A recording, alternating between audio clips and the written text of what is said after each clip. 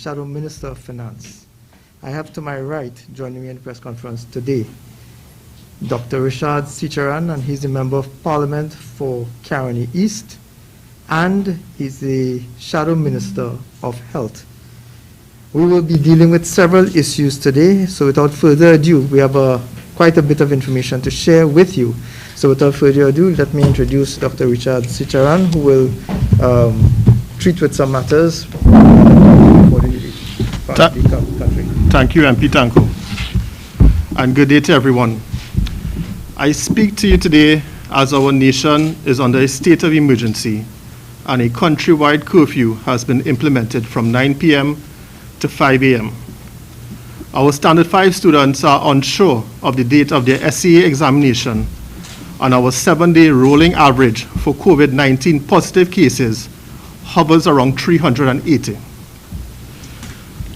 All COVID-19 hospitals in Trinidad and Tobago are above 70% capacity, and 2 out of every 5 COVID-19 tests are positive at this current time. It has been 8 weeks since the Prime Minister invited all and sundry to pick up from wherever you were, to jump on a plane or the ferry and to go to Tobago. 8 weeks ago, the phrase shelter in place was the furthest thing from the Prime Minister's mind. And if that was not enough, the Centers for Disease Control and Prevention in the United States has amended its travel advisory to Trinidad and Tobago. The CDC uses travel health notices to alert travelers and other audiences to health risks around the world and advises the American public on how to protect themselves. We are now designated as a level 4 country. And what this means is that we have a very high level of COVID-19 in Trinidad and Tobago. The advisory goes on to say that because of the current situation here in Trinidad and Tobago, even fully vaccinated travelers may be at risk for getting COVID-19 variants, and all travel to Trinidad and Tobago should be avoided. With regards to what has been circulating in the public domain over the last few days, I would like to remind everyone that the Leader of the Opposition, Kamla Persad-Bissessar Senior Counsel, wrote to Prime Minister Rowley in March of 2020. In this letter, a call was made for an urgent meeting between the government and opposition members to discuss social, medical, and economic impacts of the coronavirus pandemic on Trinidad and Tobago. As of today, we are currently still awaiting a response from the Prime Minister. 1 year later. I will now move to vaccines. I would like to emphasize that we in the opposition are pro-vaccination, and we have always been so. I myself have been an advocate of vaccine procurement. Vaccinating our public in mass numbers is the only way in which we can reach herd immunity in Trinidad and Tobago and be released from the grip of the coronavirus. Vaccination is the only way in which our schools can reopen, our businesses can restart, and many of us can return to a life of normalcy. It is the only way in which we can stop COVID-19 infections from skyrocketing and preventing the loss of life. That being said, we in the opposition would encourage all citizens to take any of the WHO-approved vaccines available through the Ministry of Health in Trinidad and Tobago. We in the opposition will continue to work to get the country safely vaccinated. That has always been our goal. On a side note, Barbados, our neighbor, our CARICOM neighbor, has given 1 dose to 75,000 plus of their citizens and 2 doses to over 41,000 of their citizens. We here in Trinidad and Tobago have given 1 dose to 60,000 citizens and 2 doses to just over 1,000 citizens. We are 5 times the population of Barbados. Prime Minister Rowley yesterday sought to compare our lack of vaccines to our CARICOM neighbors, but he refused to compare us to other countries around the world, other developing countries around the world. many of whom are in a better position than us right here. With over 100 deaths in the last 15 days, today I make a call for the resignation of the Minister of Health for ministerial negligence and failing to keep the citizens of Trinidad and Tobago safe. Moving on, I would like to quote from the Trinidad Newsday on the 22nd of March of 2021. Anthony Sabga said in a release that the Ministry of Health in February 17, 2021, asked the private sector for help from the government for urgently acquiring vaccines for public use.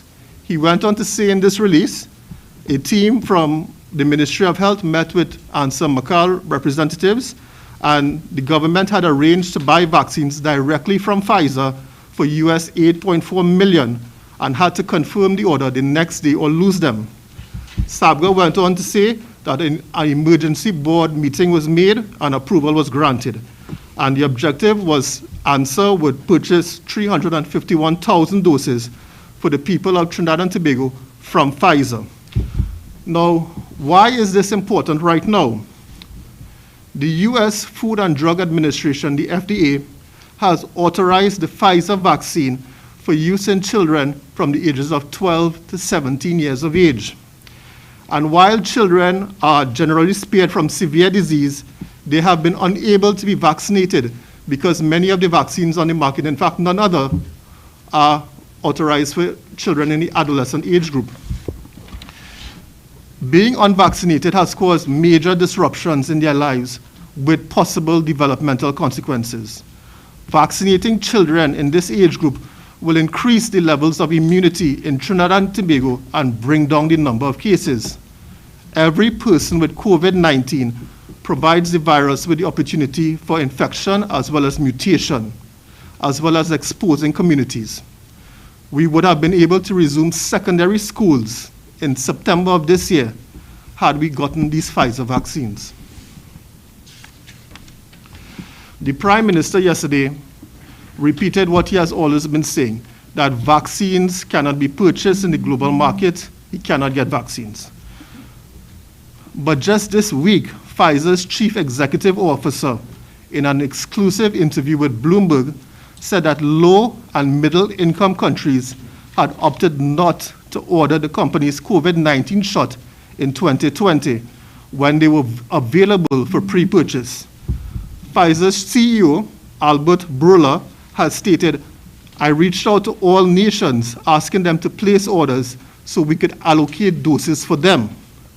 And I quote, he said, I became personally concerned with that, and I reached out to many heads of middle and low income countries by letter, by phone, and even text, urging them to reserve doses because the supply was limited. I am asking the question to Prime Minister Rowley today. Did the Pfizer CEO or any of his agents reach out to you to place a pre-order in 2020 pending WHO approval? We understand we are not going to use vaccines that are not WHO approved, but you could have made a pre-order pending WHO approval.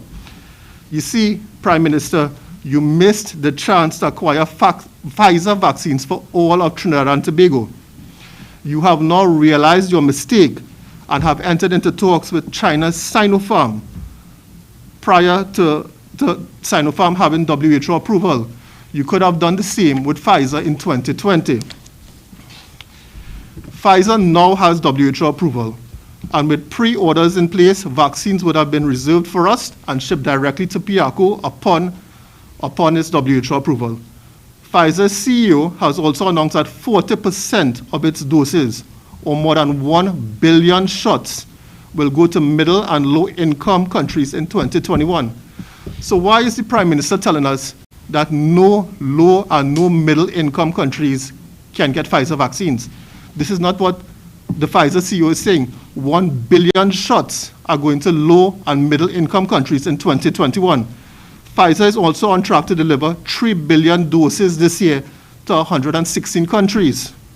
We here in Trinidad and Tobago are the richest CARICOM nation, and we do not have one dose of Pfizer to give to our secondary school student. Prime Minister Rowley, you're isolating without vaccinating. The Minister of Health has a fascination with calling out tyranny when speaking about COVID-19 positive cases. I would like to ask the Minister of Health to instead focus on his job at hand, his job performance, and stop casting blame. If you follow the science, it can be clearly deduced that what caused the avalanche of COVID-19 cases that we are experiencing right now was all due to the Prime Minister's decision. As you know, upon infection of the coronavirus, it takes 5 to 14 days for the average adult to experience symptoms. And during this incubation period, a person would not know that they are infected with the coronavirus. For example, we had 140 deaths from COVID-19 on the 1st of April, 2021. And by the 15th of April, we had 150 deaths. What caused this big jump? What caused the ongoing escalation of cases in Trinidad and Tobago? Prime Minister Rowley, on the 18th of March, publicly stated, anyone who wants to go to Tobago can go and come back when you want. Tobago is full and overflowing. The place to be is in Tobago. And I tell you, the best vacation that you can have at home is in Tobago. Minister Sinanan went on to say 50,000 persons moved between Trinidad and Tobago. This was the first mass movement of people since the pandemic started. And it was Prime Minister Rowley that firstly relaxed the restrictions and secondly asked the population to engage in domestic travel. In local parlance, what he did is he mixed the pot. He allowed persons in Trinidad to get on a plane or the ferry without a PCR test result and to travel to Tobago, which was almost COVID-free at the time. The Prime Minister at the time assumed the fight against COVID-19 was winding down. He assumed the battle was won. As I have said many times before, a person can be COVID-19 positive and not have symptoms. They can be asymptomatic carriers. It was a mistake to allow travel between Trinidad and Tobago without these persons having a PCR test done. The Chief Epidemiological Officer of the Ministry of Health, Dr. Avery Hines, is on record as saying the rise in cases that we are experiencing right now in the third wave had its genesis in gathering and domestic travel. Tobago went from almost 0 cases of COVID-19 before Easter to a high of 69 active cases last Wednesday. Tobago now has 3 deaths, may they rest in peace, and is bracing for more. Minister Diyal Singh, the next time you want to talk about tyranny, talk about what your political leader has done to put us in this third wave, this third deadly wave of coronavirus. The Prime Minister has orchestrated the greatest public health fiasco in the history of Trinidad and Tobago. My friends, fully vaccinated Americans no longer need to wear masks or maintain social distance indoors or outdoors, with some exceptions, according to the CDC. We here in Trinidad and Tobago are currently in a full-blown surge of cases that have overwhelmed our hospital capacity. We currently have 2 wartime field hospitals being commissioned at the Cuba Hospital and the Jean Pierre Complex. We are in the battle of our lives. Each Army field hospital has the capacity for 40 beds, including intensive care units and high dependency units, thereby adding 80 beds to our parallel healthcare system. As COVID-19 cases continue to skyrocket, the Ministry of Health has taken steps to increase bed capacity by instituting step-down facilities. And over the past few days, an additional 130 beds have been available, and this is a positive measure. But dozens of people in Trinidad and Tobago and along the East-West corridor are rushing to get COVID-19 tests as the virus continues its aggressive spread. Last Wednesday at the Eric Williams Medical Sciences Complex, there were 2 tents full of COVID-19 positive patients with suspected patients. So there was commingling. Some people could have had COVID-19, they could not have had it. Those who didn't have it, well, they have it now. Some positive patients were seen on stretchers, while others were on wheelchairs. Troubling times in our twin republic. It is almost as if Prime Minister Rowley jinxed our nation with his continuous repeated claims, cocky claims that we would never reach a state of Italy and other countries. The Prime Minister had every resource available to him during his COVID-19 infection. However, citizens of our country now have to wait in a tent outside our hospital to get a COVID-19 test. In the first 5 months of 2020, we have had a higher death toll than all of the first 5 months of 2021, we have had a higher death toll than all of 2020. We have recorded over 100 deaths in the first 15 days of May alone. The Ministry of Health has been releasing press releases on the number of positive cases, with every day beating the day before it.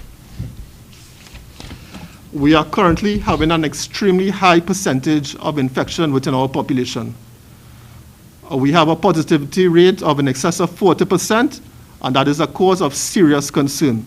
Our hospital infrastructure is under severe strain and would have collapsed by now if it were not for the Couva Hospital, the Arima Hospital, and the Point Fortin Hospital, as well as the Cora facility. And these were all projects initiated and can be credited to Kamla Prasad-Bissessar. On behalf of all opposition members, I would like to thank our leader, Kamla Prasad-Bissessar, for her vision in building our nation's national healthcare infrastructure during her tenure as Prime Minister between 2010 and 2015. Moving on to frontline workers. Our healthcare professionals every day are putting their lives at risk trying to serve citizens of this country. We lost a senior member, a senior doctor of the medical profession this week, leaving the entire community in Mayaro in mourning. We also lost a brilliant young doctor with his entire life ahead of him to COVID-19. There's also the mental health aspect of it and the stresses that this pandemic puts on a young individual. A young doctor has died this week in an apparent suicide. More needs to be done to assist our healthcare professionals. 6 registered nurses in the last 2 weeks have tested positive for COVID-19 at the Eric Williams Medical Sciences Complex. President of the TNT Registered Nurses Association, Edie Stewart, has also stated that 3 patients have tested positive in the same ward in which these nurses used to work. It has been alleged that the management of the regional health authorities are blocking or refusing the nurses that were on duty in this ward from getting COVID-19 testing. And this is so that they would not be placed in quarantine, and thus the RHA cannot afford to lose any manpower at this time.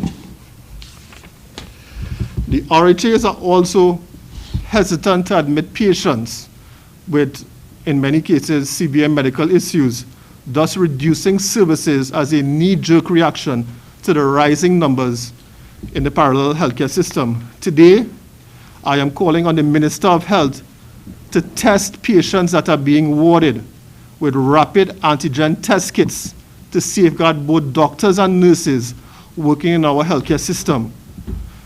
Moving on to police officers. We have lost 3 police officers thus far to the coronavirus. Police officers are frontline workers and have to deal with possible illegal immigrants that are being kept in police stations, as well as the general public. As of Tuesday afternoon, there were 779 officers in quarantine and 139 officers that have tested positive to the virus. Today, I am calling on the Minister of National Security to introduce more protective measures, including personal protective equipment to all frontline police officers, and to formulate a COVID-19 safety protocol for apprehending and detaining illegal Venezuelan immigrants. This is very, very important. In conclusion, citizens of Trinidad and Tobago, we are facing a COVID-19 crisis. The government did not do enough to procure vaccines. I have been saying that over and over. The government did not secure our borders with Venezuela. and the government is relying on a very inexperienced team at the Ministry of Health. We currently have the most incompetent Minister of Health in the history of Trinidad and Tobago. There can be no denying they have not kept us safe, they have not kept your family safe. Please wear your mask, please sanitize, and please socially distance yourself from others. Get your WHO vaccine whenever you have a chance to get it and it becomes available. Let's be our brother's keeper during these very difficult times. I thank you.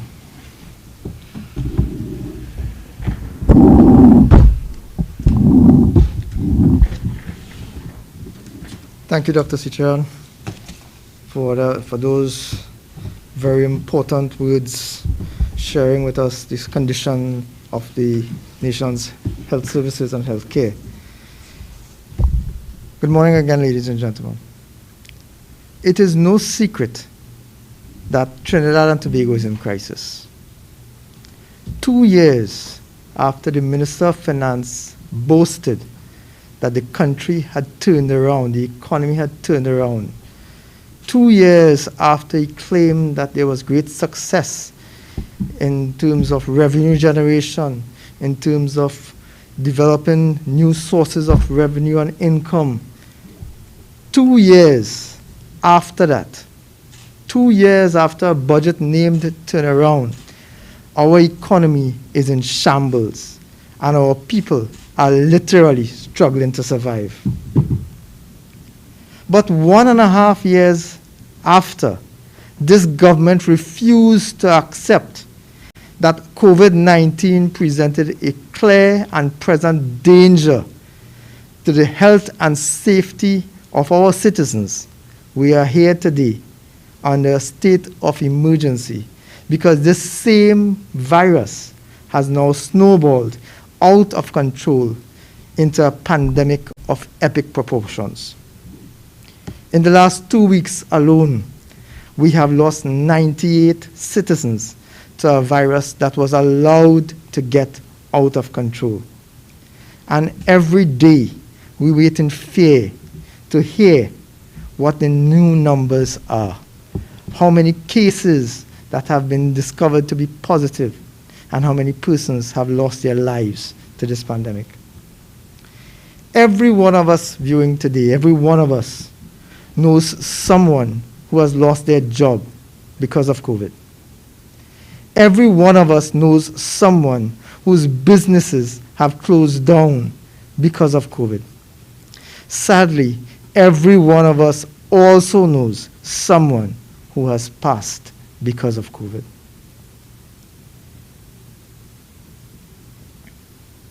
I myself have lost friends and family to this virus. Many of us have.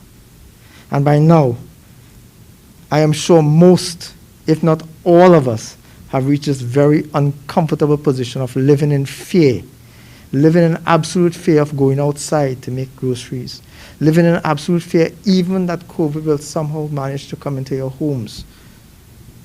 To date, 276 of our citizens have died. And we know, unfortunately, that this will get worse before it gets better. But this is nothing new. The fact is that we are now experiencing, even the Prime Minister said it yesterday, we are now experiencing what Italy and other countries in the rest of the world experienced months ago. It is sad that we did not seem to have learned the lessons that were experienced there so that we could have put things in place here to prevent these things from getting to that level. Ironically, even in these difficult circumstances, we have seen citizens become heroes who, despite threats to their own lives and to the lives of their families when they go home, continue to come out to work, to report for duty, to take care of us. Our essential workers, however, are tired. Our doctors are working in fear. Our nurses are stressed out. But they're out there fighting for us, which is more than I could say for the government. And to those essential workers, to those support staff, I want to extend On behalf of the United National Congress and my colleagues, I want to extend a sincere thanks to them. As Dr. Sicharan has mentioned, at this stage where the virus is spreading like wildfire, the only hope for citizens of this country to get a fair chance, a fighting chance to survive during this war is mass vaccination. But Trinidad and Tobago remains at the very bottom of the ladder. We are deeply concerned, we in the opposition are deeply concerned about the safety and the health of our citizens. At yesterday's episode of the National Buff, Prime Minister Rowley asked, where are we getting the vaccines from? He brought out a spreadsheet, which was almost impossible to see even on a very large screen, to show how many doses each Caribbean country received and when, in an effort to demonstrate somehow that other Caribbean countries, other CARICOM countries, had either received the same amount or less vaccine doses than we have, from the very same sources that we had gotten it from.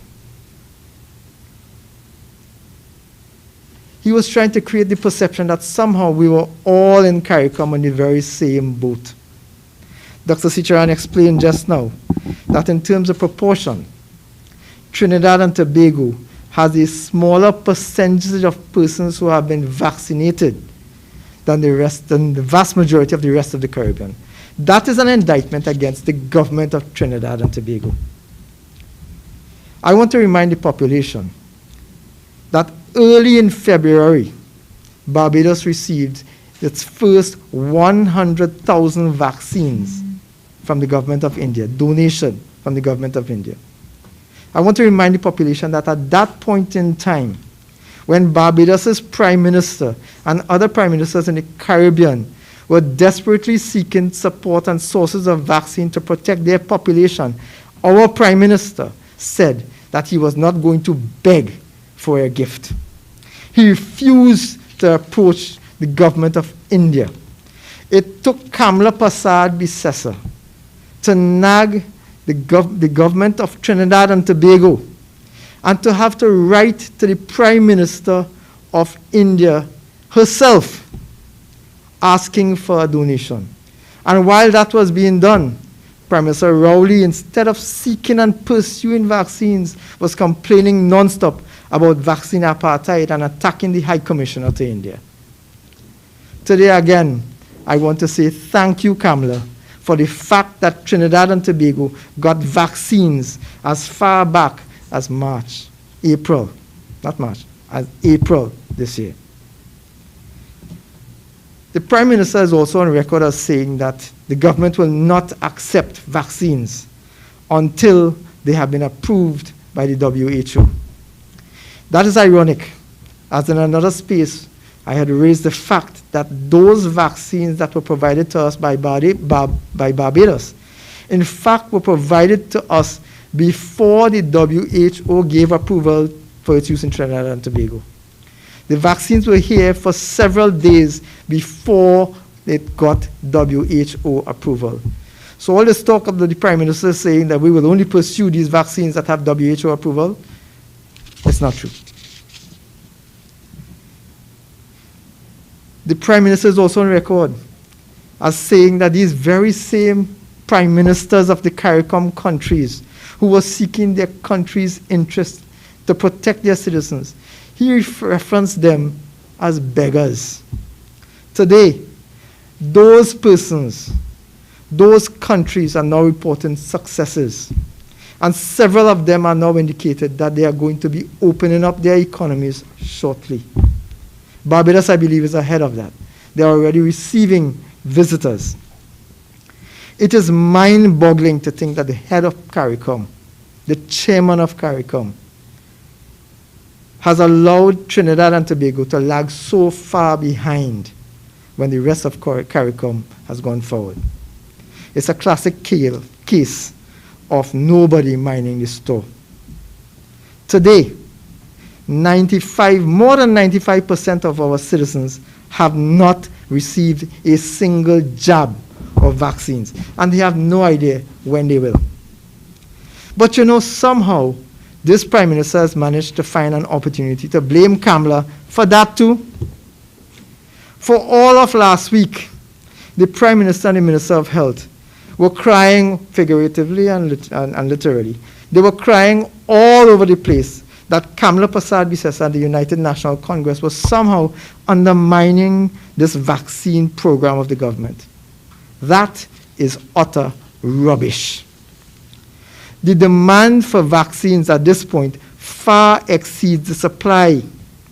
Citizens were asked to make appointments to come in and get vaccines. And last week, we saw the situation, over the last week and the week before that, we saw persons lining up outside the various centers to get vaccinated. We saw many of them being turned away because the demand is greater than the supply. When vaccines were being given away, they didn't blame the opposition then. They didn't have the citizens to study. Today, you are anxious to blame the government when your own procedures and processes have failed. You know, every time we raise an issue in the opposition, every time we raise a question, the government jumps up and claims that we are undermining the government, we are unpatriotic. Well, let me say this today, ladies and gentlemen. It is our duty as citizens, it is our responsibility as representatives of our citizens and representatives of our country to hold the government to account. That is our job. And we will ask questions when questions need to be asked. The opposition is a creature of the Constitution of the Republic of Trinidad and Tobago, and it serves as a check and balance to the government. What the government wants, however, is a free pass. They want to be able to do what they want with the taxpayers' money, and the opposition must say nothing. We must give them a bly. Ladies and gentlemen, if there's nothing to hide, then when we ask the questions, the government should have no fear of answering. But you see, there's a lot to hide, which is why every time a journalist asks a question that makes the Prime Minister uncomfortable, we should ask more questions. Every time we ask a question that the Prime Minister deflects or the Minister of Health deflects, ask more questions, because there's a lot in the mortar than the pestle. There's a lot more. This government has mismanaged this COVID pandemic from the very start, and they bought into their own lies. They created a false sense of security, a false sense of calm. In the heat of COVID, this government was telling everybody, we are number one in the world in terms of being ready. We are number one in the world in terms of being ready to open up our economies. We may have been number one in the world at that point in time in terms of treating with COVID, but what we had in place was a number two government. Remember, before election, everything was going well. According to the Minister of Health, we were doing so well. This virus was under control. The bitter truth is here before us today. It was all PR. Where are the Oxford ratings today? Does anyone have a number for Oxford, for that entity, so we could call them and ask them what they think of this government today?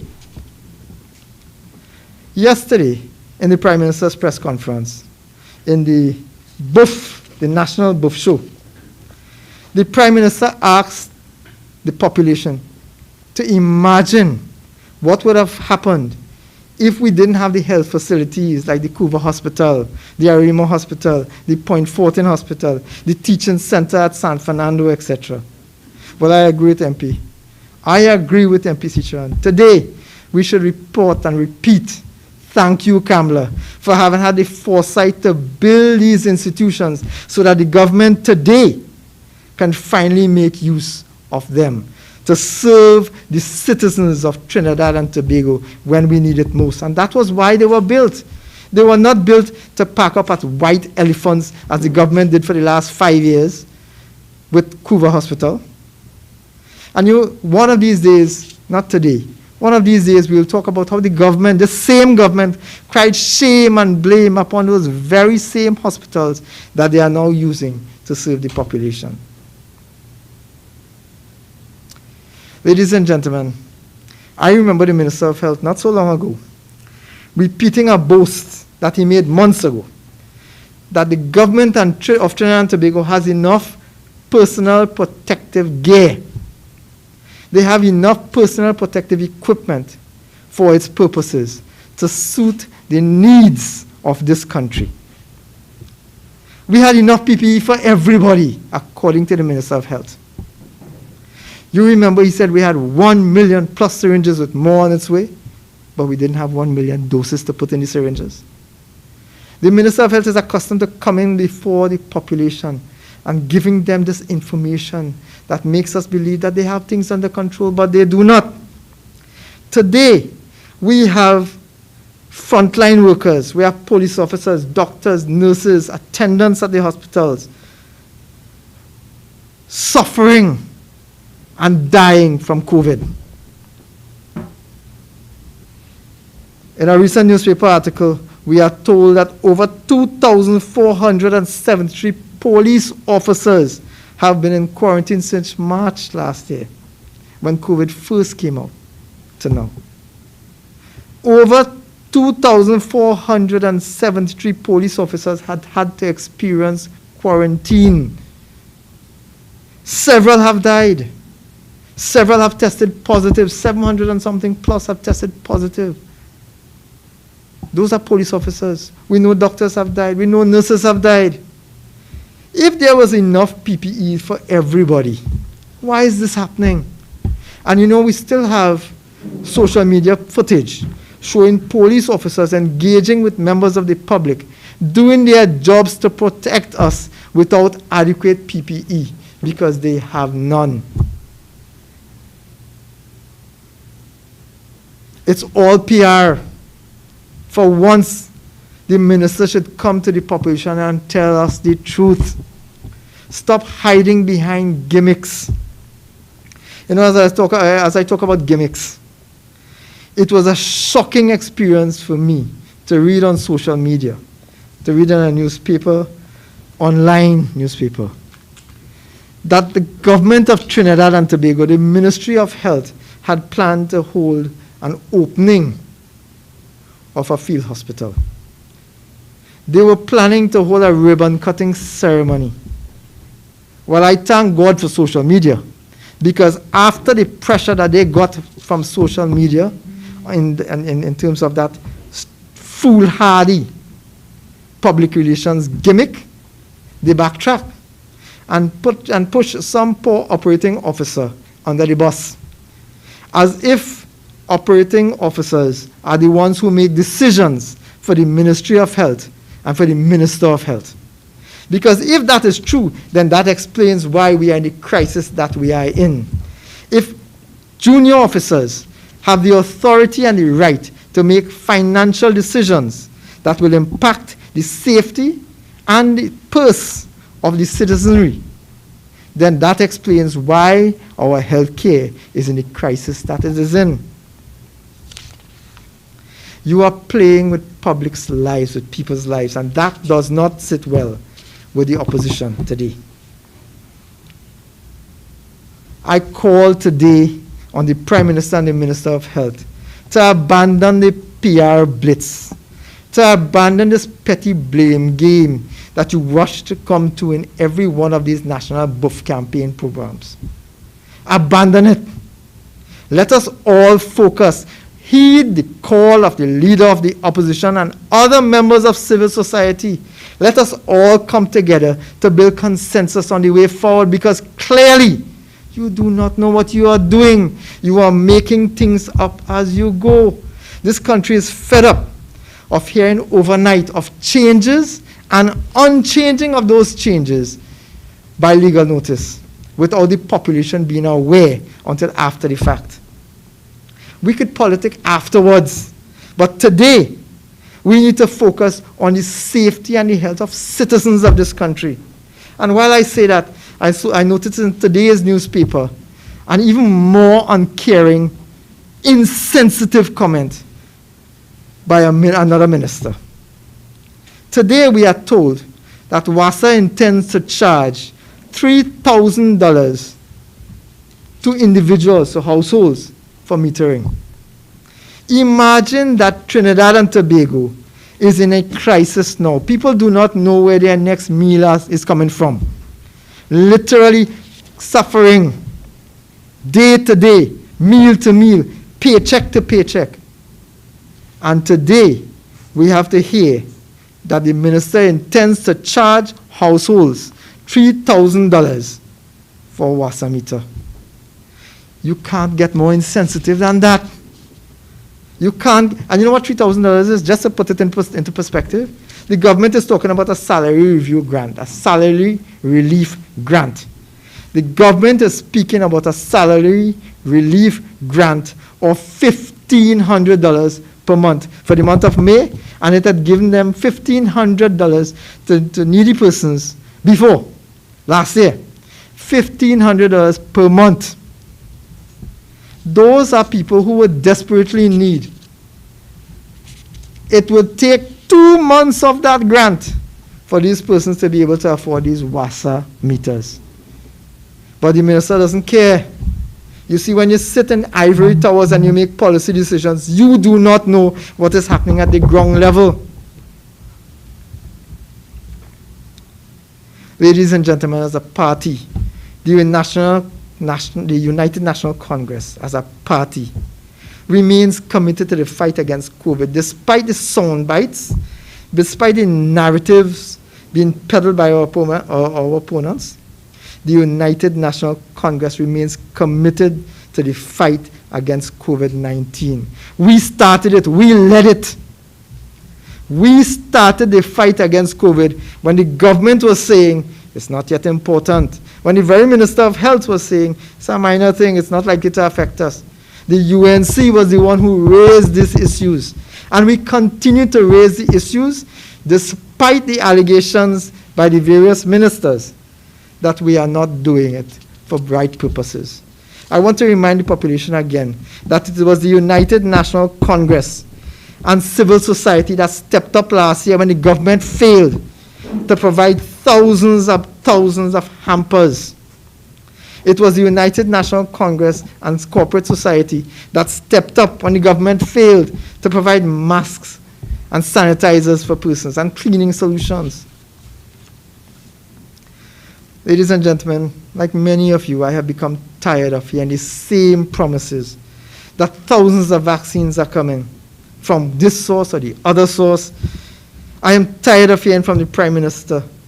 I'm tired of hearing him blame citizens for catching COVID when he himself caught it and doesn't know how he got it.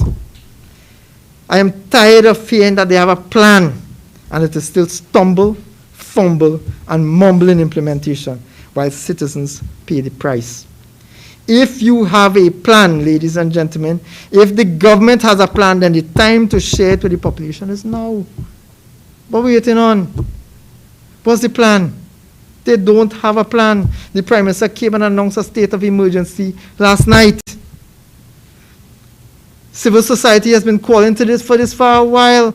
He came and announced a state of emergency and had none of the regulations in place. He was not even aware of what facilities and what services were going to be affected. That's not a man with a plan. That is a man making it up as he goes along. What happened to the roadmap? This famous roadmap that they spent hours and hours and hours of people's time and energy to come up with, that they edited and formed and make sure it was fitting in line with COVID-19 issues. What happened to that? Again, it's thrown out because the government does not have an idea of what it is doing. That is why they do not want to work with anybody else. Recently, we heard the Minister of Finance admit that this government is unable to provide the kind of support that they provided last year during the initial lockdown for any future lockdowns. In August 2020, Dr. Rowley had told the population the exact same thing, that we could not afford to do this again. They knew that lockdowns were in crisis. Lockdowns create difficulties. They knew that, financial and social. And yet, they did nothing. They put nothing in place to cater for it. In a country, ladies and gentlemen, with less than 1% of our population having been fully vaccinated, it is obvious that we are a long way away from defeating this virus. And growing segments of this population are in desperate need of social and financial support. I asked the Minister of Finance today, I asked the Prime Minister today, has the government abdicated its duty to protect its citizens?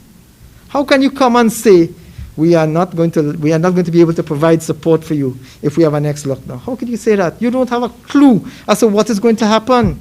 You have no idea of how bad this thing is going to get, or maybe you do, and you just don't care. Ladies and gentlemen, if I sound angry, it is because I am. I do not think that we needed to get to this state. I do not truthfully believe that the government has done all that is required and all that was required when it was supposed to have been done to protect our citizens. And as a result of that, I am absolutely scared about the way going forward. It has already been established that this economy is in crisis. It has already been established that even before COVID, the tax base had contracted. Investment had collapsed despite the existence of a significant amount of liquidity in the banking sector. And that opening and operating businesses in Trinidad and Tobago had become very challenging for potential investors. As a country, we are now facing the highest debt levels we have ever had, the highest levels of unemployment we have ever had, the highest numbers of closures of small and medium-sized enterprises, and a complete collapse of the social safety net. With that in mind, ladies and gentlemen, I, like many of you, listened keenly to the Minister of Finance when he addressed the country less than 1 week ago, 6 days ago, in the hope that the government will finally outline some kind of measures to keep the economy stabilized, to keep businesses going, to keep people in jobs. And if that could not be done, somehow to find some level of financial and social assistance for the persons that we know will be affected. Unfortunately, what this country was exposed to then was yet another impulsive, imprudent presentation by the Minister of Finance. Between giggles, Imbo told the country that he was only going to provide salary relief grants for an estimated 20,000 persons, and only for persons who had lost their jobs during the month of May. That $1,500 per month works out to about $48.39 per day. And if that person was the sole breadwinner of a family of more than one, let's say 2 persons, that works out to $24 per day. 20,000 persons is what he was catering for during this month. Under a similar lockdown last year, the Minister of Finance claimed that 136,940 salary relief grants had been provided between the Minister of Finance and the Ministry of Social Development and Family Services. At that time, and recently again, he repeated that significant efforts have been made to ensure that persons were not double dipping. So under this similar kind of lockdown today, in the month of May, he is catering for 20,000 persons. But last year, when the circumstances were in fact better, last year, when the damage to the economy was not as bad as it is this year, last year he catered for 136,940 salary relief grants. This year, he's telling citizens, we're fixing 20,000 people, the rest of you all suffer. And that's the mentality of this minister. Because what came next in his press conference was perhaps the most shameful confession of a failure of what the 2020 COVID relief actually was. You see, the Minister of Finance and the Minister of Social Development and Family Services came to the Parliament and repeatedly trumpeted that millions and millions of dollars were spent on this grant and the other grant and the other grant and the other grant. On Monday, 6 days ago, what the Minister of Finance told us was that 7,000 persons who had applied for this grant, this salary relief grant, because they had lost their jobs as a result of the restrictions and as a result of the regulations that were put in place. 7,000 of these persons who they said were poor had qualified for the grant because of their financial and social circumstances. 7,000 of those persons had to date, after 1 year plus of this lockdown, have received not a cent. That is a shame. That is an indictment against the Minister of Finance, the Minister of Social Development and Family Services, and the whole government of Trinidad and Tobago. These persons were not able to access the grant because they did not have something as basic as a bank account number. You know why, ladies and gentlemen? Because these are the poorest of the poor. These are the working poor. These are those persons who, as soon as they get a paycheck, as soon as they get their pay package, it is spent, because that's how they are living. This is the working poor and the absolute poor. But government has made it so difficult to access support that those most in need of it could not get it. But that was not bad enough. Those 7,000 people were abandoned for 1 year plus. Over a year ago, they knew that these people were not getting this. They did not have these bank accounts and they were not able to access it. And they did nothing. The government turned its back on the poorest of the poor when they needed the support the most. I asked the minister, why was nothing done to reach these persons? Why was nothing done to provide a little support when they obviously need it most? Why wait for more than a year? Why were they abandoned, ladies and gentlemen? 6 days ago, the Minister of Finance announced at this very same press conference that he had allocated 30 million for COVID salary relief grants. Notwithstanding the fact that these 7,000 people have not yet received a cent, he is now encouraging people to come and apply again. Apply again. Come in. Out of the 139,000 people, 136,000 people last year that got, these 7,000 people got nothing, and these were the lowest of the ranks. And you're now telling people, come back in and apply. But I could tell you, since that announcement, our offices have been flooded with calls from people who want to know when. The Minister of Finance, to date, has not been able to put the application form for the salary relief grant online up to today. You know what's the saddest part about that? This form was available online to download 1 year ago. How long does it take to digitize a form that is already in existence? A year one student, a year one programming student at the University of the West Indies could have done this in 1 day. It took this minister 1 year, and we are still waiting. Once again, the government did not have an idea of what it was doing. But I ask again too, the whole country is on lockdown. Where are these people, these very poor, the poorest of the poor, those most in need, who have lost their jobs, where are they going to go to fill out these forms? Where are they going to go to get internet access and access to computers? Where? What you are doing is trying to push work into specific areas. You are going to create an exposure of a risk to the health of those very same persons who are now actively trying, because MPs' offices are inundated. Our staff are the ones who are going to be having to fill these things out. This, ladies and gentlemen, I repeat, is what happens when the ministers sit in their ivory towers and make policy decisions without thinking about how it's going to be implemented. But he doesn't care. Did you consider the most vulnerable, Mr. Minister, when you came up with this process? Half the month is already gone, and we don't have a form yet. We don't have a form yet. How long would it take before these people get their grants?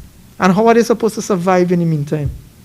Are they going to experience the same difficulties that 7,000 plus poor persons were forced to experience at your hands? I repeat for emphasis, ladies and gentlemen, that corporate Trinidad and Tobago and the United National Congress carried the government's weight in 2020, but we can't afford to do it now. Citizens are complaining that they simply cannot afford the kind of donations. Businesses cannot afford the kind of support that they did in 2020 because everybody knows that things are bad and they are going to get worse. But it is not just those 7,000 persons that he abandoned. It is not just the poor. On Monday, not a single crumb was offered to small and medium-sized businesses. Not a crumb. Many had been forced to shut down since the start of COVID and during the COVID processes. Not a cent for them. As a matter of fact, the minister admitted again that the COVID relief plan for 2020 had failed because the vast majority of applicants from the SME sector were not able to qualify for the loans that were being made available to them. The vast majority.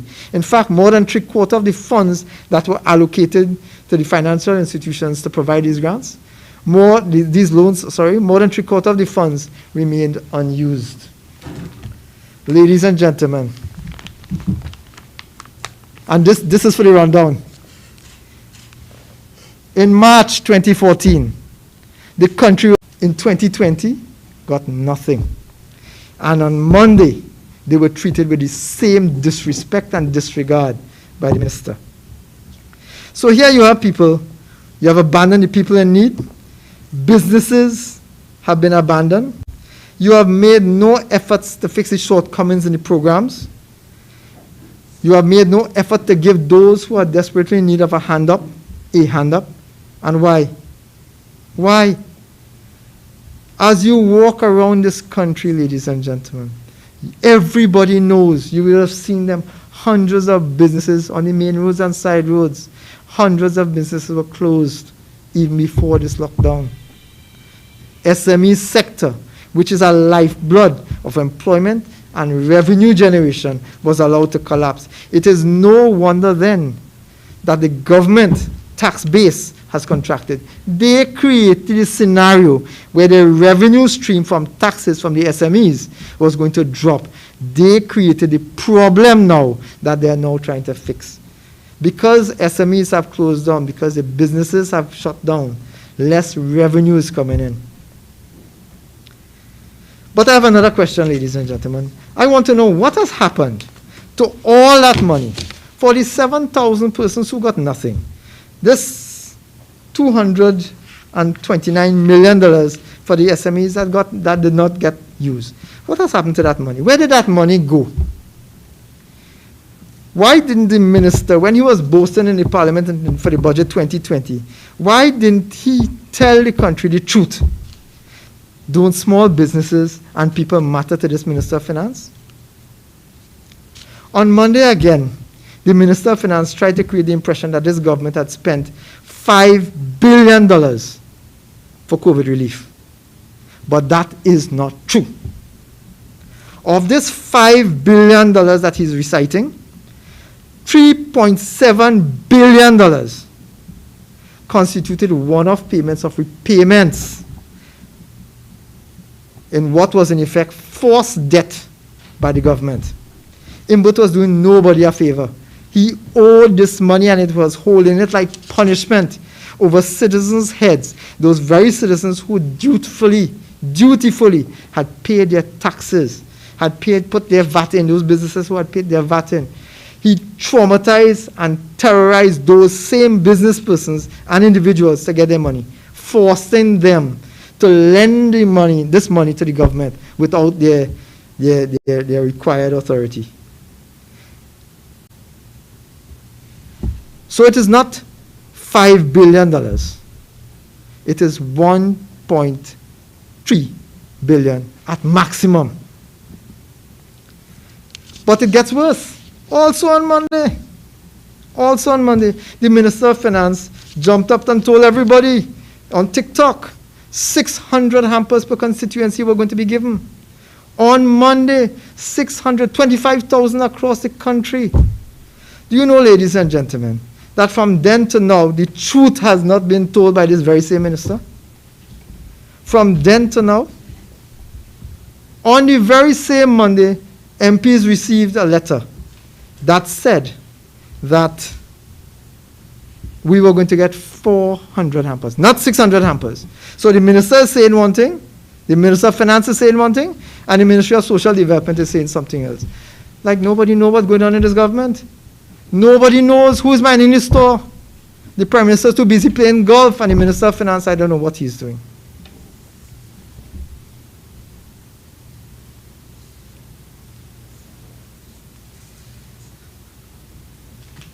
Ladies and gentlemen, I want to ask, is the Prime Minister trying to set up Trinidad and Tobago? Is the Prime Minister trying to set up MPs? What has happened to the money that would have been allocated for those 200 by 41 constituencies, those hampers? What has happened to that? Ladies and gentlemen, I want to repeat for emphasis. March 14th, 2021, COVID is killing businesses. Today, I want to repeat that it's not just COVID killing businesses. It's not just COVID killing citizens.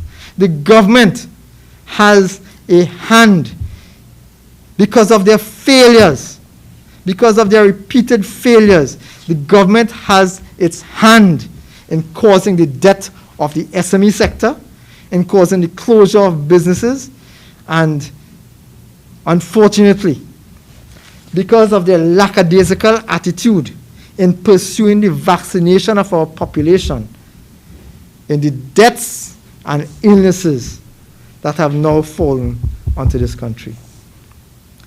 You know, if we had to listen to this Minister of Finance, and it's a hard thing to do, you would swear that this country have no money. You would swear that the reason he cannot provide funding for social relief is because we have no money. I said it before. He said that $5 billion was spent on COVID relief last year. In a similar situation this year, you know how much he's offering? 30 million. That's it. 30 million. That is all that this minister is offering as relief to individuals and businesses suffering under COVID, suffering under this lockdown today. But you see, ladies and gentlemen, I told you all that the reason that they're afraid to answer questions, the reason that they're petrified to answer questions, the reason why anytime you ask the Prime Minister a question, he goes into temper tantrums. The reason why when you pressure the Minister of Finance, he becomes a raging pit bull. No. The reason that the Minister of Finance becomes a raging Pompek is because he does not want to provide the answers to the questions that are due. Today I want to ask some questions. I have found online a publication by the Media Institute of the Caribbean.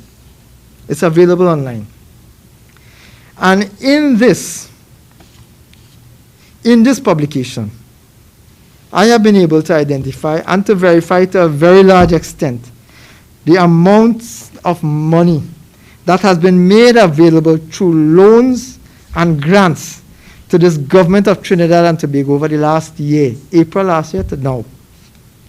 The amount of money that has been made available through grants and loans to the government of Trinidad and Tobago specifically for the treatment of COVID.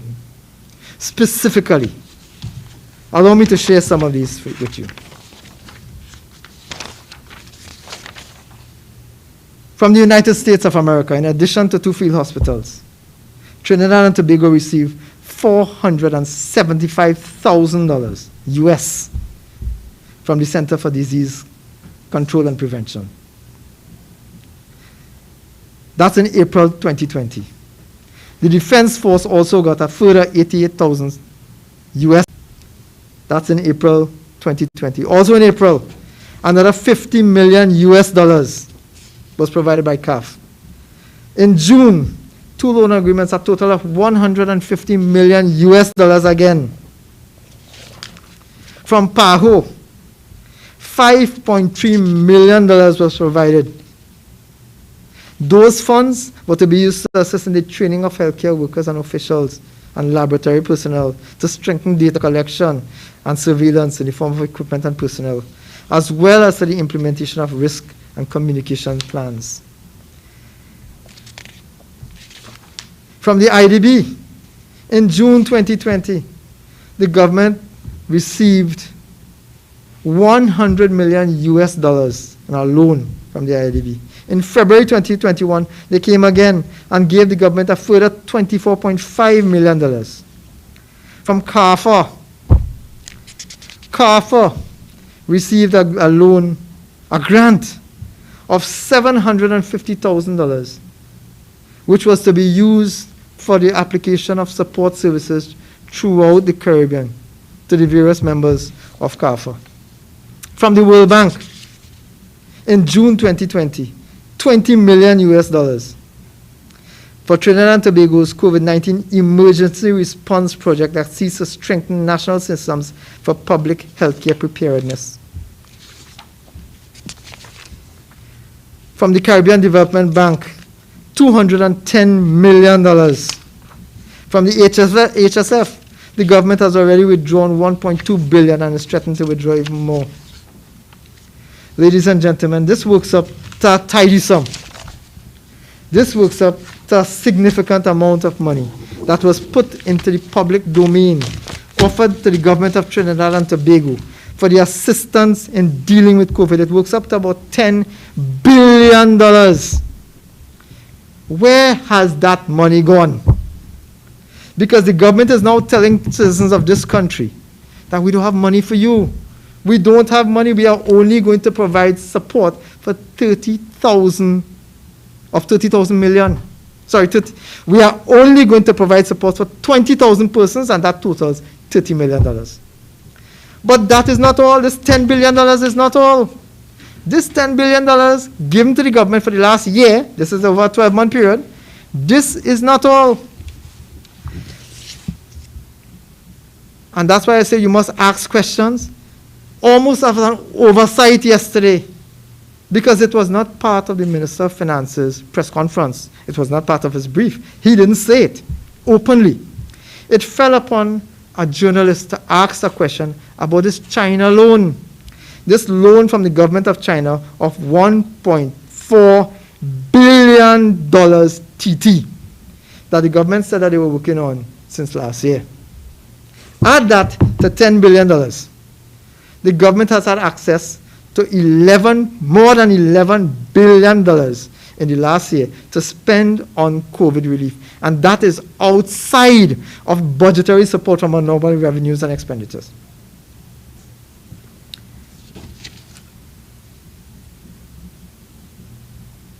Ladies and gentlemen, maybe this loan that the government has finally signed was the reason why the Prime Minister himself was so hesitant in pursuing vaccines from every other source that was available in the earlier part of this year. While the Caribbean got vaccines in February, our Prime Minister held his hands. We said that before. We've been saying it for a while. Now we get a clearer idea as to why. Because the government was pursuing this loan so that it can access this loan.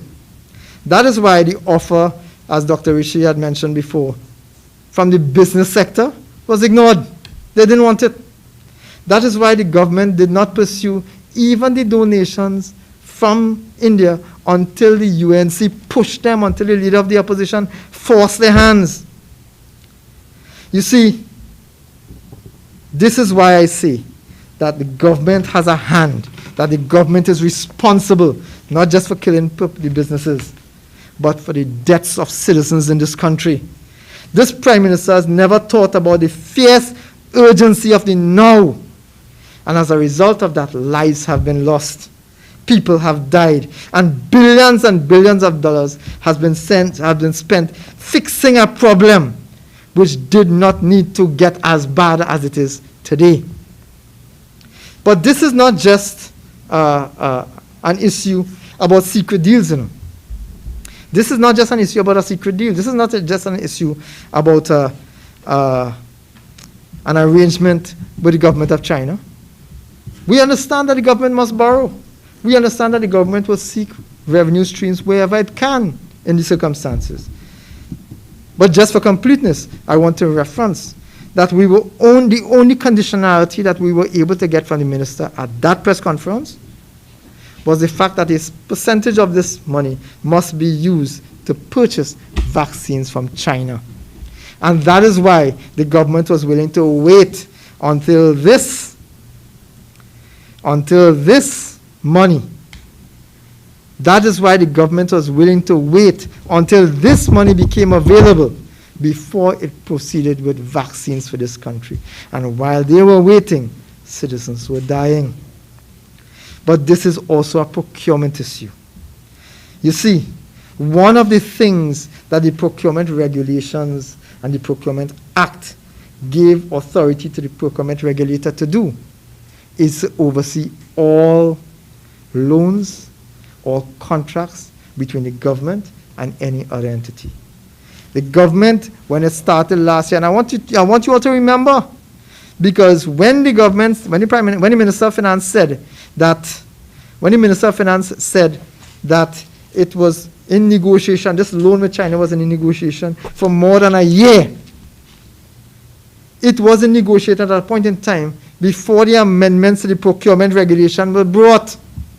They brought those amendments to prevent the regulator from having sight of these things, not just the procurement of vaccines, you know, but to have oversight over the loan arrangements. That is very unfortunate, because the last mega business that the government of Trinidad and Tobago engaged in with a company out of China, the last mega one, was the China Gazuba contract. And we all know how that went down. We all know that when the conditionalities of those arrangements became known, the very ministers who sat in cabinet and negotiated and discussed, who sat with China Gazuba and worked out their agreements, who sat at the table and signed the documents, those very same ministers washed their hands. To date, that contract is dead. But monies would have been spent in negotiating, and man-hours would have been spent on working towards that project. Today we ask the government to tell us more, provide us with the conditionalities of this loan agreement.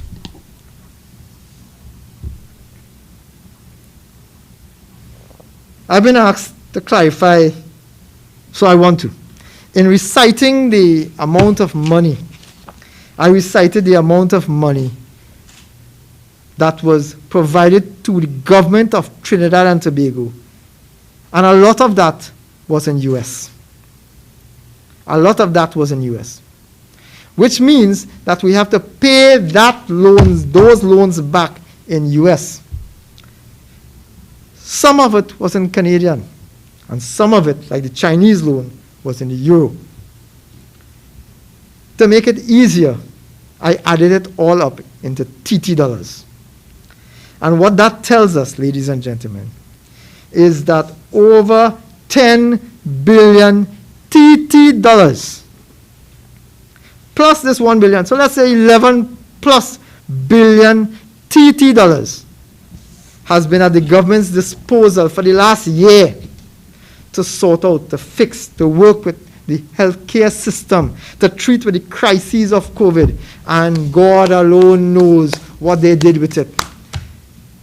Today I asked the Prime Minister, I asked the Minister of Finance, make yourself present at the next National BOOF program. Make yourself present today and tell the country what you have done with this more than 11 billion TT dollars that was provided to you in loan support for COVID-19. Tell us, this is both a procurement issue, this is also a debt issue. At another point, we will treat with the issues that relate to the foreign exchange crisis that we are in and the debt crisis that we continue to be buried under. For today, ladies and gentlemen, it is important that you know that when a government borrows, they are borrowing on the backs of citizens. It is us who have to pay back, and therefore it is us who should be told clearly what that loan is for, what all these loans are for, what they have been used to do. You need to tell us, come clean with the population, Mr. Minister of Finance, come clean. As I close, I noticed that the Prime Minister has a passion, according to him, for Calypso. There's one Calypso that he apparently has a particular preference for. It seems that he identifies strongly with the words of that Calypso. I want to offer him another one. You see, my mentality is a lot different to his. I want to offer him, I want to refer him to a Calypso called After the Storm, performed by Gregory Ballantyne last year in 2020. Let me share some of it with you, ladies and gentlemen. It is a sad, sad scene. Isolate, separate, and quarantine. So we could bounce back on the right track, and we could make Trinidad and Tobago better than before. Take the health measures, protect each other. And this is what I want to leave you with, ladies and gentlemen, because this too shall pass. We have the class to win this germ war, and we will rise again. Trinidad and Tobago, the United National Congress, the opposition, remains steadfast in our duty to hold this government to account on your behalf. A lot of the queries and questions that we have been asking this government are queries and questions that you have supplied to us, that you have provided to us. It is therefore an insult to you, the population of Trinidad and Tobago, when ministers refuse to answer, when ministers refuse to provide explanations, and when ministers refuse to provide information that the general public needs to know. It is on that basis, ladies and gentlemen, the fact that the ministries have failed, that so much social media misinformation, so much fear is being allowed to thrive in the absence of information. Ladies and gentlemen, the government of Trinidad and Tobago has abandoned not just the 7,000 persons who were supposed to get help last year, not just the SMEs, the thousands of SMEs who also did not get help. The government of Trinidad and Tobago has abdicated its responsibilities to procure and secure the health of Trinidad and Tobago. And for that, ladies and gentlemen, we should not let them off the hook. I thank you all very much. We are willing to take questions if you have any. Mr. Campbell, in terms of, are you therefore saying that based on your presentation this morning, are you therefore saying that the government purposely held back on the procurement of vaccines because of its loan arrangement and agreements with China? I think the only person who could be able to answer that question is the Honorable Minister of Finance, the Minister of Health, and the Prime Minister. It certainly appears that there's something wrong there. I don't see why, when vaccines were available to the world, when persons were openly advertising donations of vaccines, why this country made no effort, why the Prime Minister and others made no effort to procure vaccines. But short answer, That's a question for the Minister of Finance to account to the population. I suggest, though, that you don't hold your breath. Dr. Sitcharan, in terms of vaccine questions, we know that there are two types, for want of a better phrase. And we've seen, as well as Mr. Tanku would have heavily referenced the press conference held with the Minister of Finance, Mr. Colum Imbere, that the government has ordered 1.5 million vaccines from China. We've seen both in international and local media questions as it relates to the efficacy of Sinopharm. What is your take on that? We in the United National Congress, we are pro-vaccination, and the Sinopharm vaccine from the Beijing factory has been WHO approved. And thus, we would advise all citizens of Trinidad and Tobago to get vaccinated once the vaccine becomes available. So we don't really have an issue with the vaccine because it has passed all the various tests by the World Health Organization. What we would advise is that for each individual, consult your physician with regards to, your medical condition before you get vaccinated, just as a safety precaution. But we have no issue with any vaccine that has been WHO approved.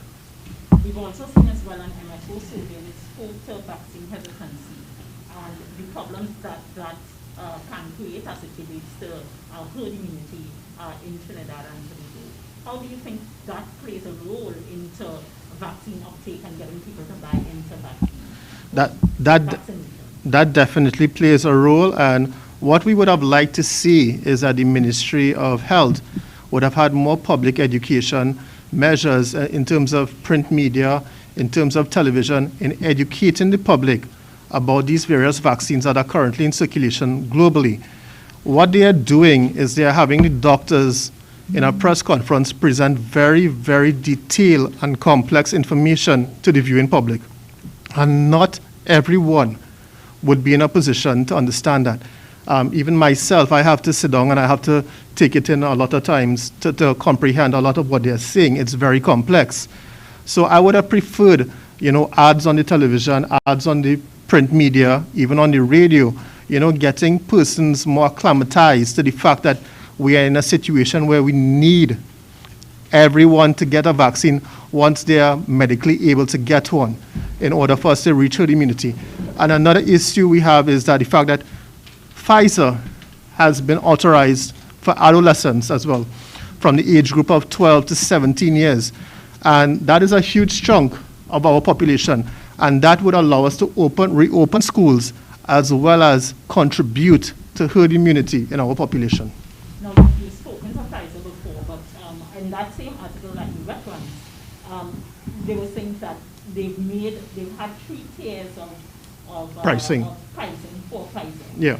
But there is also not only the cost factor, but the keeping it, yes, or the temperature yeah, issue that has been widely talked about in international media. Yeah. And that, they've said, is an issue for low and middle income countries. Well, in preparation, and I would give the Minister of Health, what he did is that I think it was in Chagaramas, they created a refrigerated warehouse whereby we would be able to store the Pfizer vaccines there. The issue then becomes distribution, because you have to keep it at sub-zero temperatures throughout the entire course of distribution. So that is something that would have to be looked at in terms of logistics, in terms of refrigerated vans or trucks, whatnot. That is what we would have probably partnered with the supermarket industry with. I'm not sure if the Ministry of Health has done that, but Pfizer, in my opinion, is the premier vaccine in the world currently. Both the United States and the European Union are favoring the mRNA vaccines, which are Pfizer and Moderna, and they are moving away and trying to donate as much of their viral vector vaccines, such as the AstraZeneca, as they can to third world countries. But I would like to make the point that what the Pfizer CEO said last week is that he made attempts to reach out to every single country in the world, be it a low-income country or a middle-income country, and asked the heads of each country to make a pre-order of Pfizer vaccines so that if you want to go with WHO or whichever regulatory industry you want to go with, once it becomes authorized, you would have your vaccines put aside in 2020, and it would be able to be shipped to you in 2021. We would have gotten Pfizer last month. Pfizer got WHO approval last month. It had gotten FDA approval, which is in the US, since last year. It got European Union approval since last year. The WHO moved a little bit slower. But my point is, what the Pfizer CEO is saying is that he reached out via text, via phone calls, to every single head of every single nation, asking them to make pre-orders, with the determination being whenever your WHO gets approval, he would ship the vaccines to your country. And to both Mr. Kanku and Dr. Sicharan, do you think that SOE comes at a time, what do you think of the state of emergency and how do you think that is going to play into the fight for our Trinidad and Tobago's fight against the COVID-19 pandemic? You referenced heavily the cost of the pandemic to businesses and citizens in Trinidad and Tobago. How do you think that state of emergency, given our current situation, is going to assist with our fight against the pandemic? Thank you for your question. The United National Congress is on record as indicating that we will support literally anything that will work to the interests of the people of Trinidad and Tobago, and that will get us out of the crisis that we are in today. We are unable to be quite clear. We are not sure exactly what the specific parameters of the state of emergency is until the regulations that are supposed to accompany them are made public. I have not seen those regulations yet. What we do know is that there is a curfew that is supposed to take place between 9 p.m. and 5 a.m., but that is only one part of the state of emergency. The rest we await to be seen. But it tells you something, and I mentioned that in my presentation, that the Prime Minister made this announcement that there's going to be a state of emergency and had no idea of what the specific rules and regulations and businesses and entities and essential services were going to be affected. He had no idea at the point in time when he made that determination, when he made the announcement.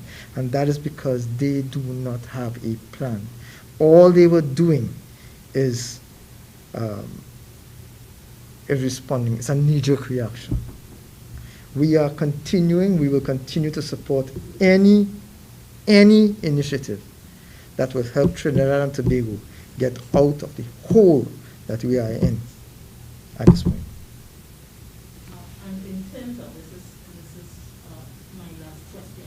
You touched on the impact or the effect that COVID-19 has had on business.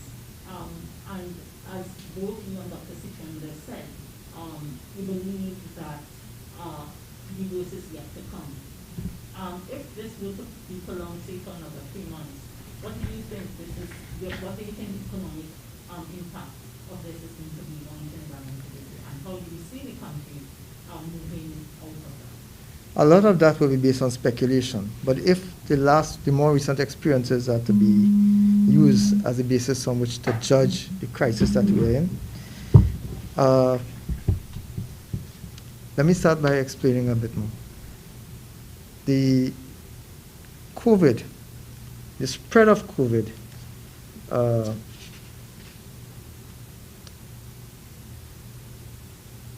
is exponential.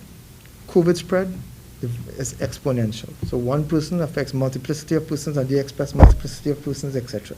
Spread of COVID is exponential. Vaccination is individual by individual. The rate of spread far exceeds the rate of vaccination. So therefore, it is predictable that until we get huge amounts of vaccines so that we can engage in mass vaccination, things will get worse. Hospitals will continue to be flooded with persons seeking medical attention because of this COVID. Should we have additional lockdowns? The reason for the press conference today, the reason for my own contribution today, for our contributions today, is that we are very concerned about the government's handling of COVID from January last year to this year. We really do not think that they have done a fair job of it. The government is of the view that they must tell these people every day that they've done a very good job, but even the government itself has been sending mixed signals to the population. Because while they are locking us down, we have instances where the Attorney General has been flamsing all over the place. We have instances where there was a big shot wedding. Nobody is paid for that, so the population has concerns as to whether or not there's one rule for the government and one rule for us. But going forward with this COVID, we believe that the government does not know what it is doing, and it is Vike. It is literally Vike, and we started to see that, which is why we had a rollout of vaccinations, and there were severe difficulties in the rollout. We had a Prime Minister say, okay, well, one vaccine is enough for you all. The vaccines will be spread amongst everybody else, and the very next day, he had to retract that. So they have been going and toing and froing. What is required now was that the government of Trinidad and Tobago put its false pride in its back pocket and engage the population, engage the office of the leader of the opposition, engage social services, engage civil society. Let us all come together and find common solutions for the problems that confront us. Because at the end of the day, as the Prime Minister first said after he won election in 2015, we are all in this together. We all have a stake in ensuring that we come out of this. There is no reason why we should not be able to work together. And the Prime Minister is aware that the leader of the opposition last year made an overture to him to work together. We cannot abide by the divisive characteristics of the Minister of National Security, who gloated that there's a consensus already and the UNC is just outside that. We represent people too. We represent interests too. Not just the 309,000 persons who voted for us. When we became members of parliament, we represent not 309,000, we represent 1.4 million people in this country. And that is why we should be brought in, and conversations had, discussions had, dialogue, and all of that can be done via Zoom. The Prime Minister and the Ministry's consistent refusal to engage civil society and the opposition is an indictment against itself. We really do need to work together. That's the only way out of this. And Melissa, I would like to acknowledge that today is a National Day of Prayer, but if you would go back, you'd remember earlier this year, our 7-day rolling average was in the single digits. Right now, we are hitting 380, according to the last press release from the Ministry of Health. And I would like just to emphasize that what the Prime Minister did was a fatal and reckless error in allowing citizens to travel to Tobago and from Tobago to Trinidad without a PCR test, right? If you look at the science, just look at the graph that Dr. Hines puts up on the screen, and you put the date when he made that statement, then you put the date of the Easter weekend, and then 2 weeks after that, you will see the cases starting to rise exponentially every 2 weeks, doubling and doubling on itself. So it's cause and effect. It's simple science, cause and effect. The Prime Minister was reckless in relaxing the restrictions to Tobago and allowing persons to enter Tobago without a PCR test. Many of those persons were asymptomatic, obviously, and spread the virus. And then those same persons returned to Trinidad, all four corners of Trinidad and Tobago, and spread the virus. We are in a situation where there's an explosion of cases, widespread community spread of the coronavirus. So we are in a very dangerous situation. And the Prime Minister made that statement 8 weeks ago, right? We were looking at 14, 15 cases as the rolling 7-day average. Now we are 380. If you follow the science, it's because of the decision he made. It was a reckless decision. It was a fatal decision. Fatal to the citizens of Trinidad and Tobago and fatal to the economy of Trinidad and Tobago. Any other questions? Any questions on that? Thank you, Then I everyone. thank you very much. Thank you, everyone. For your presence today. Go home, be safe, as the Honorable Gregory Ballantyne would have said. This too shall pass, and we will rise again. Have a good day, everybody. Be safe. Thank you.